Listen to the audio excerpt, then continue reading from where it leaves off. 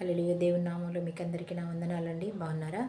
మీరు నన్ను ఎంతో ప్రేమతో ఆదరిస్తున్నందుకు మీకు నా నిండు కృతజ్ఞతలండి. దేవుని నామానికే ఘనత మహిమ ప్రభావములు చెల్లించుకుందామండి. ఈరోజు మన వాక్యం ఏంటంటే పరలోక ప్రార్థన అన్నమాట.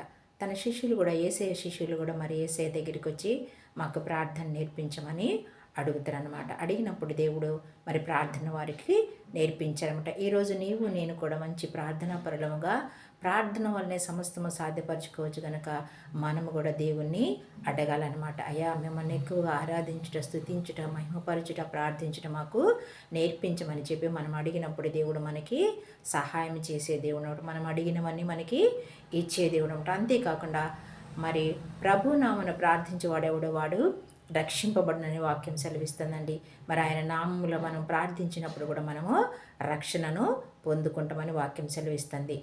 ఈ వాక్యాన్ని బట్టి చిన్న పాట అండి. ప్రార్థన వినడి పావనుడా, ప్రార్థన మాకు నేర్పుమయా. ప్రార్థన వినడి పావనుడా, ప్రార్థన మాకు నేర్పుమయా. శ్రేష్టమైన భావము గూర్చి శిష్య బృందముకు నేర్పితివి. శ్రేష్టమైన భావము గూర్చి శిష్య బృందముకు నేర్పితివి. పరముడ నిన్ను ప్రణుతించెదము, పరలోక ప్రార్థన నేర్పుమయా.